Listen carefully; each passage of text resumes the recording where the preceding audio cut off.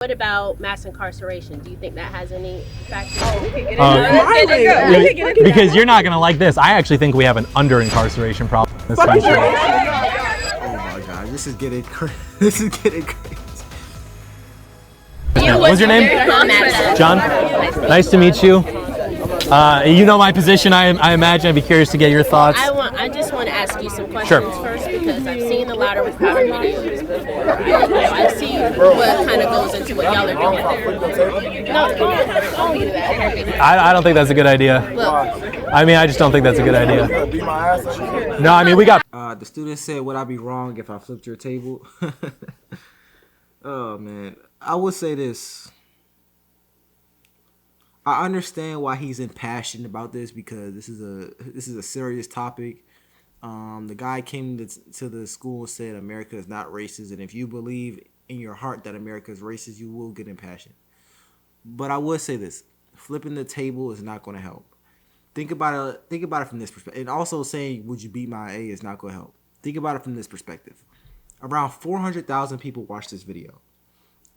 It would make a bigger difference if you sat down and really convinced him. If you think America is racist, if you really convinced him that America is racist, you're not going to probably convince all 400,000 people who watched it, but you will convince at least 1% of those people. 4,000 people. You'll convince 4,000 people. You just changed 4,000 perspectives. But if you go there, you flip his table, or you punch him in the face, you might hurt him in the moment. You might go viral. You might even win some brownie points on your campus. But guess what's going to happen? You're going to radicalize more people who don't agree with you. You're going to make yourself look worse. You might even get kicked out of school. There's not many good things that come from this. But let's continue. This is going to be a good one. Private security, man. Don't do it. Look, here's it. Because, bro, hear me out. If you do that, you're going to make them look bad, and they're going to get mad at me. So, like the people talking. You know what I mean. The people talking.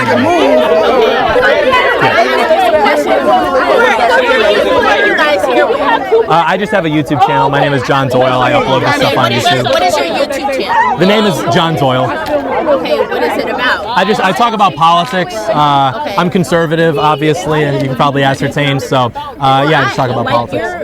You're not coming in, like you said, to not assume anything. I'm not assuming anything about you. So I appreciate that. Why do you come to an HBCU to talk about politics? Well, I'm talking specifically about racial politics, and my thinking, which maybe was misguided, I thought it would be better to talk about racial politics at an HBCU than just an average college campus. I thought that it would be better to get the perspective of Black Americans than it would be to talk to a bunch of white liberal students about what they think about racism. The reason he went to an HBCU is because the topic is America. The topic is America racist? What is a better place to talk about racism in America than one of the smartest places with some of the smartest Black students? You are students first. You study this topic daily, and if you don't study this topic, you study other topics, and you're building your brain power.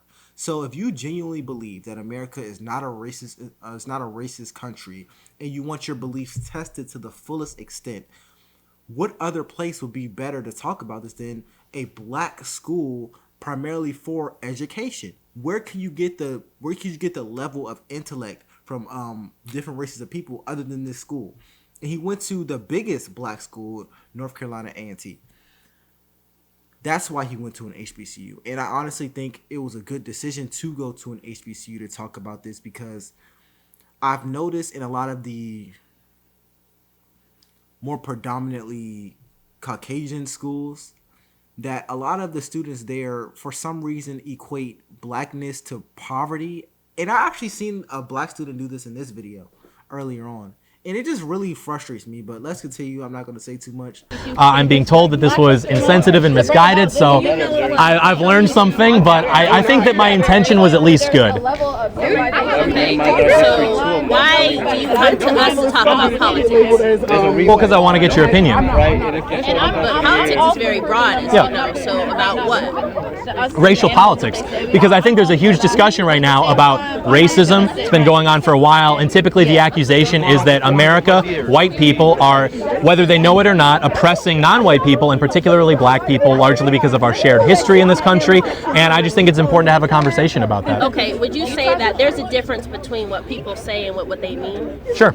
Okay, so when people say white people are being oppressive, do you think they mean that institutions in America are oppressing them? Do you think that's Sometimes I think that's what they mean, yeah.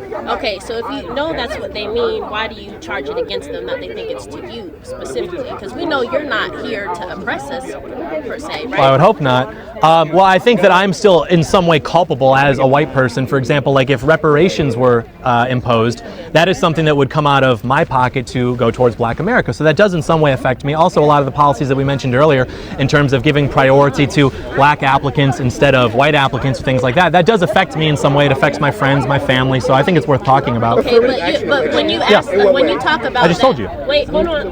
When you ask that question, you assume that all of us agree that we should get reparations. So because we're black, that doesn't mean we all agree with the same thing. Yeah. So my point in talking to you is that while we all are black people here, we don't have all the same ideas. Yeah. Just like white liberals may not always have the same ideas. I agree. The reason I said that was because I think in the polling, one of the more popular issues among black Americans is the idea of reparations. I don't think that's universal, but it is very popular amongst like the black bloc vote. And why do you think that is? I think that black Americans probably feel like that would heal some of the scar caused by slavery. I think that black Americans, and correct me if this is inaccurate, I think they probably feel like that amount of money and whatever amount that is would probably help give them an advantage to where they could maybe close the gap in terms of material standard of living between black Americans and white Americans. Okay, so using your words, you said the scar of slavery. So Yeah. you believe there is a scar of slavery. Yeah. What do you think that is? I think I know it when I see it. I mean, I think that there's a lot of hurt in this country because of the legacy of slavery. I think that black America, and I don't think the media, by the way, helps with this at all. I think that black America looks at white America and vice versa as this sort of like maybe divorced parents trying their best to get along, and I think that there's a lot of hurt and it needs to be discussed. So. But I need an example of the scar of slavery. How do we see the scar of slavery in American society? How do we see that? I think that it's probably accurate to say that black Americans don't really feel like they have a stake in America. Would that be inaccurate? How do you know? How can you say what you think black people feel? Well, you asked me what I think, and this is just what I think. I don't know if it's true. I'm asking an example of a scar of America, and then you go to talk about how black people feel. Yeah. I'm trying to find a correlation there. Well, I think that, because black Americans are Americans, that would affect our general social fabric if they feel like they don't have a stake in society or that this country isn't theirs for some But why reason. would they feel like that? Because of slavery. Okay, but how does slavery affect today? I agree. I don't think slavery does affect today beyond You that. don't. No, ma'am. Okay, do you think the American Revolution affects today?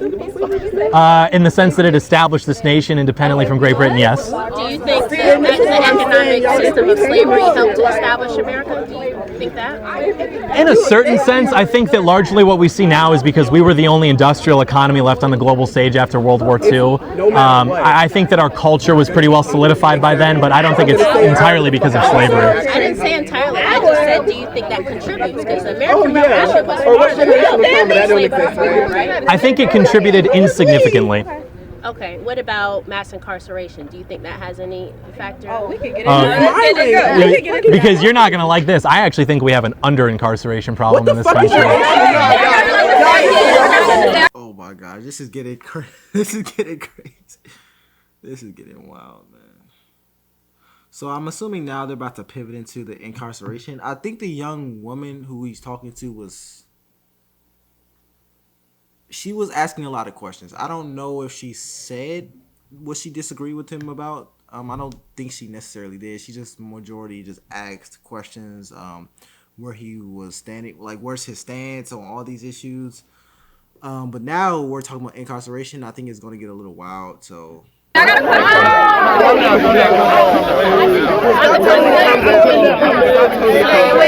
Wait. May I ask you, why do you think that? Because relative to the rate of violent crimes committed in this country, if you look at that number versus the amount of people we have, it's less than what it should be. Also, if you like any article, and this is anecdotal, every time I read an article about some person being murdered, I read, excuse me. I read the description of the offender, and it's always that this person was in jail for something and they were released. So I think we have a problem where you have, frankly, liberal district attorneys refusing to prosecute crimes, refusing to sentence for the proper amount for the crimes, and so we see a high rate of repeat offenders because we just don't keep these people locked in prison. Okay, so with repeat offenders, are there more people in prison for violent crimes or for minor crimes? Oh, definitely violent crimes. Wait, do you know about the American By far. Legislative Exchange Council? Do you know about the American Legislative Exchange Council? I do not. Okay, it's a council. Real. It's a council that's made up of private sectors, or big organizations like Walmart used to be a part of it. State Farm is still a part of it. Many organizations have dropped because they're known to be a secretive organization that builds legislation and laws. And they are also made up of Republican representatives, state representatives that go to the House. They formulate these laws and present them in front of court. Yeah. One time they even got caught with their letterhead still on the paper that they were trying to promote the legislation. ALEC is known for creating the stop and frisk tactics that was implemented to incarcerate the now known as the Exonerated Five in New York City. Yusuf Salam, Corey Wise, Raymond Santana, all of them. We can keep going. That's one. And that was meant to fuel black people into American prisons. And I'm only saying that because one of Alec's main contributors was the first private prison industry. And the people who are also a part of ALEC make their phones that go in the prisons that get money from prisoners who do modern day slavery that you say still doesn't affect society today. I think it does affect society, but again, you're not going to like this. I think that the prison system affects society in the sense that it doesn't do its job well enough. I meant slavery. Yeah. Yeah, but do you not think that the work that happens in prisons today can be considered modern day slavery? I would be sympathetic to that, yeah. Okay, so it still affects us today, correct? Yeah. Okay, and it affects black people today, correct? Because all of those are fueled behind racist agendas. Wouldn't that be after they commit a violent crime and go to prison, though? Exonerated Five, but that's one example, right? There's many examples. That's just one of them. Right, but you Khalid Browder, he killed himself after he got released from prison for a crime he didn't commit, and he was sitting in Rikers for all those years because he couldn't get a court date. And that's terrible, and I think that's very wrong. But in terms of that affects. I think that those two examples don't outweigh the thousands of examples. I'm just saying that's 2 in a million. Right. But what? Well, the million that we know from the data that we aggregate would point to the opposite. And what data? Where is this coming from? The FBI, the Department of Justice. Okay, can you show us that? I don't have my binder of statistics. I don't. You want to talk about the stuff that doesn't get reported? You come here. The stuff that doesn't get reported, like body cams get turned. You come here to educate us, right? To some degree. Not exactly. I just wanted to have a conversation. Right. When you're having a conversation, you're providing facts, right? Yeah. Okay, so why don't you come prepared with that? Well, I know the facts, and if you guys don't have to believe them, the problem is but we can they say are the the same facts. thing. Yeah. We can say the same thing. We can say something. You won't believe it. You say something. We won't believe it. So how are we supposed to have an education? The things I've disputed haven't been facts. They've been anecdotes, which I've said I agree those are terrible, but those don't outweigh what we know from the FBI, from the DOJ, etc. But you're not showing me anything from the FBI to back that up. That's true. Well, you would have to look it up. I mean, it is true. Why can't you show us that? It seems like I can't say anything. I feel like these type of discussions get really problematic when you have an emotional toll in the conversation. I'm not saying you shouldn't be impassioned about this. I will say, if your goal is to prove someone wrong, it's really hard to prove someone wrong if you're speaking from a place of pain or emotion and you're not speaking from a place of objectivity. Not saying you shouldn't have any pain, but if you're trying to debate him and say, no, you're wrong, you can't necessarily talk from the point of, I'm hurt and your people are the ones who did it, or I'm hurt, or I'm right and you're wrong. You have to prove them, show them why they're wrong. And you'll go a lot further in your discussion. Let me just say, we came here to have a conversation. We're not asking you to speak with us. If you would like to, you can. But the problem is we're trying to record this to show people that we still can have conversations in this country. Maybe you think I'm like an idiot racist, which maybe I am, but at least we can talk about it. So I believe, and that's why I came out here with my crew to get this on camera. So that's what we're trying to do. So if you guys, before I interrupt you, why aren't you like admitting a racist? Like, what's that gonna gain you right now? Like, I was just, admitting it's a possibility. Because I don't want to. No. But like, you gotta see how that looks though, because it's like we already like right here. I'm not saying we gonna do nothing, but it's like tension's already. How you gonna say you're a racist? No, I didn't say I was a racist. I said maybe I am because no. If there's a possibility. The point is, there's no possibility. I am the least racist person you guys have ever met. You guys have ever met. The point is, if you guys wouldn't mind just backing up a little bit so that our second camera could get the shot, I would just appreciate that. Or just, open up a crevice or something. Yes. So that, because we're not doing it. I know you came here today and you're very educated on this topic, or you wouldn't have come here. Yes, educated on his side. Yes, on your side, and you haven't come here. Obviously, we're all college students. Me, I'm a freshman, so yes, I do know a lot to have this conversation. But you come here with stats and stuff like that. Yeah. I woke up not knowing this was going to happen today. Yeah. Do you go to like actual, since you're on a college campus, like professors and stuff who studied on this, who can actually have like this intellectual conversation that you are looking for out of these students here? Interestingly enough, every time I've reached out to professors, they've denied that because they didn't want to be on camera having these conversations with me. Which ones did you talk to? There was one at, I think, George Washington University. Yeah, because I didn't talk to one here. Okay, so that's not fair. Yeah. I haven't talked to any at either. I don't think. I'm sure you can find someone willing to talk to. Make sure you include that in the video. HBCU professors did you reach out to? No from either. But you just say you reached out to a professor at George Washington University. Correct. Yeah, they asked if I've done this with professors before. That conversation was going to be about differences between male and female dynamics in the workforce, not about racial politics. I was kind of hoping someone would, prove him wrong in this video, but I'm not really getting that. It's a lot of bickering back and forth about why he's there, what is he trying to accomplish there. I'm not really gaining any knowledge from this. I don't really know what I'm supposed to be getting from this discussion, if I'm being honest. Maybe I should just fast forward to someone else that he talks to, because I'm not gaining anything. His name is Gavin McInnes. Maybe some of you are familiar. He's a comedian. He did a joke one time where he went up on stage and everyone thought he was a Nazi, and so he said that to throw him off, like some actual Nazi stuff. So I quoted his quote, and I'm assuming that's a hit piece about me or something. Why would you quote that? So I was giving an example of what not to do. No. What's your I just talk about politics. So what's the point? Like, what was talking about politics? What credentials? What do you have to make you? What is your life purpose? What is your goal at the end? What are you gaining from this? Is my question. Or is it just what are you gaining? Not what you're making, not what your goal is. What are you gaining from this experience? I have an interest in politics, and I like talking to people. So, I mean, like this specific experience. I enjoy this. But are you even? What do you enjoy about it? Typically in politics, the rule is This is kind of disappointing. I was kind of hoping the students here would really debate him and say, no, you're wrong. Or even if you don't debate him, do what the young woman did, question his beliefs and then rebuttal the beliefs. But I'm not getting that. I'll continue watching and see if someone does it. Pretty diverse group of kids. What did that consist of? Can you be more specific? We had like a fat white kid. We had like a few black kids. Actually, all my best friends, come to think of it, growing up, because the neighborhood I lived in. Go ahead. I got a question.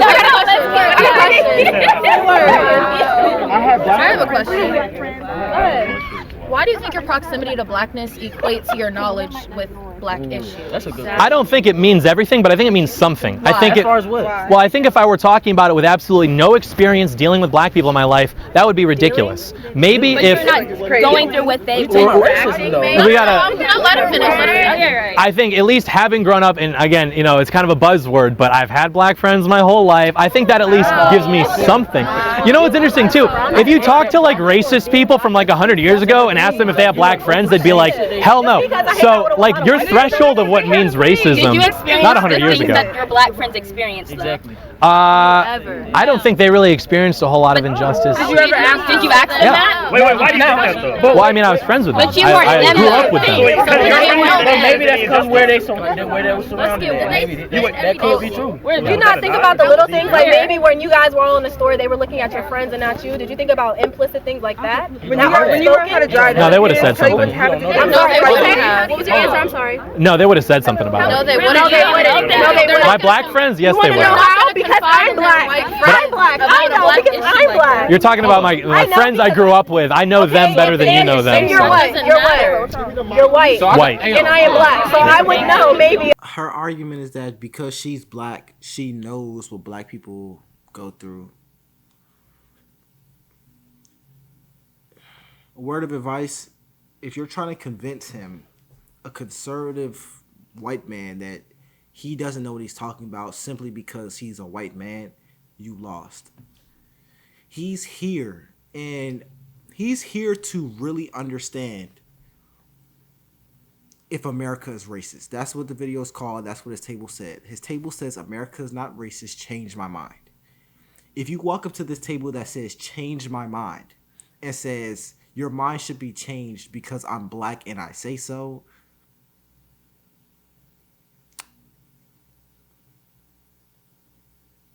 it's just not a good approach. A little bit more because I'm black. I grew up in a very white town. So this segment is. So this segment is America's not racist, right? Yes, sir. So how do you describe like what's it called, like the red line and things? You know, because a lot of our wealth, a lot of economics, have meant to like putting us down. You feel me? Like we weren't allowed to invest in actual real estate. Yep. We weren't allowed to go out and do that. So and when we did go do it, the country took that away from us, right? So if the basis on which America is founded on, I'm not saying that you are racist, one individual is racist, but I'm saying that the system that this country has been founded on, the very cornerstone is corrupt at its core. Yeah. We look at the police and imprisonment, like she was saying, we get into it, mass incarceration, right? We look into how it really goes into, how it really started popping off, right? Where they start taking out of our schools, teaching us the skills and the jobs we need, the deindustrialization of our country, right? Talk about it. We gonna talk about it, right? So we talk about how y'all are taking jobs away from us, from our grandparents, right? Yeah. This 70s, this 60s, 70s, right?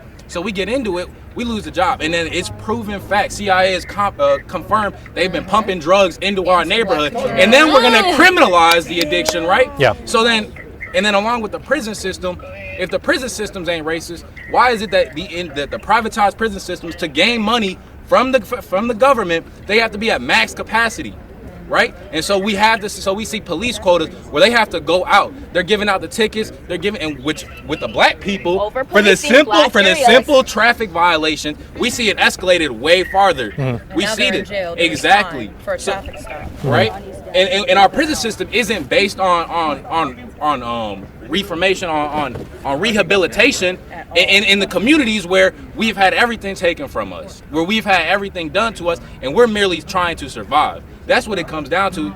Y'all try to criminalize the survival of it when you've taken away everything that and I'm not saying you specifically, but I'm talking about the people in power, where they've taken away our job, where they've introduced this addiction, where to feed my family, I got two choices.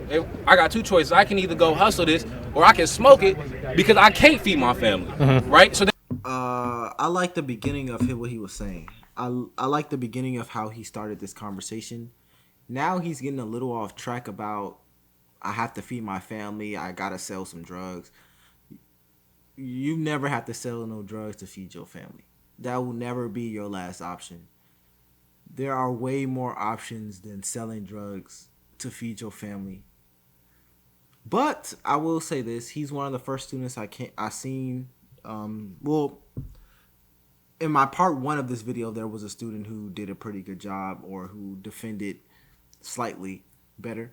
But he's one of the students that I seen in this video who actually voiced why he believes America is racist. So I commend him for that. Let's continue. then we're going to criminalize addiction, which we now see reaches out to white people a lot. We see the pill epidemic, right? Yeah, but the difference is when it was in black communities, y'all over-policed those communities and arrested everybody. But when white kids started doing pills, it was the opium epidemic, and now we have to fix the pharmaceutical companies. There we go. There's a difference between fixing a But they didn't overpolice those white areas either. Mind if I respond to that? never. Hold on. So, yeah, hold on. They getting a little aggressive with my man. He work here. So this part was interesting. Some faculty member at the university comes over and picks up the box that we had behind us and tries to take a picture of the shipping label so we can get our names and addresses. And That's kind of wild. They're trying to dox them. so we get into this back and forth with him because there's absolutely no innocent reason to be doing that. Like, if you want to know who we are, just ask. We're within our rights to be here. At that point, it hadn't gotten too crazy, so it's extremely bizarre that this guy would just come up from behind us and try to start going through our stuff to find out our personal information. But That's crazy. I might have to do a part 3 of this video because I did part 1 and I was like, I have to do a part 2. This is wild. But let me know if you guys have any suggestions. It's LFR Jojo, and I'll see you guys on the next one.